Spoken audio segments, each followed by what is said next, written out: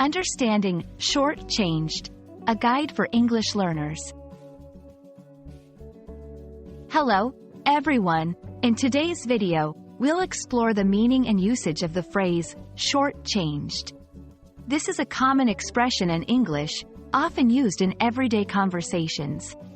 So, let's dive in and understand what it means and how you can use it in your own conversations.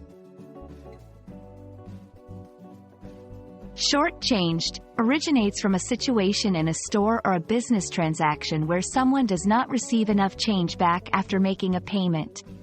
It implies that the person was given less money than they were owed. This literal meaning sets the foundation for its more figurative uses.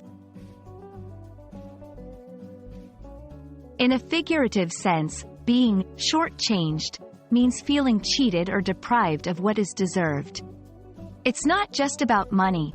It can relate to time, effort, emotions, or any situation where you feel you didn't get what you were entitled to.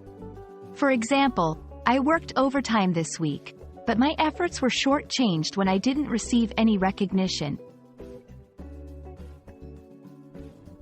Let's look at some common contexts where short-changed is used.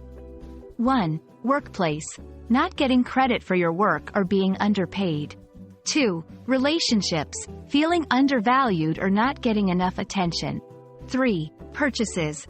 Not receiving the full value of what was paid for.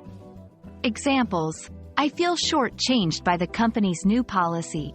After waiting an hour, we were short-changed by a rushed and unfulfilling meeting.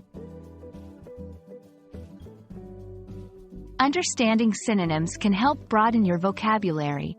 Some synonyms for short-changed include cheated, underappreciated, deprived, gypped. You can use these interchangeably based on the context. I hope this video helps you understand and use the phrase short-changed confidently in your English conversations. Remember, language is not just about words, but also about the emotions and experiences they convey. Happy learning, and see you in the next video.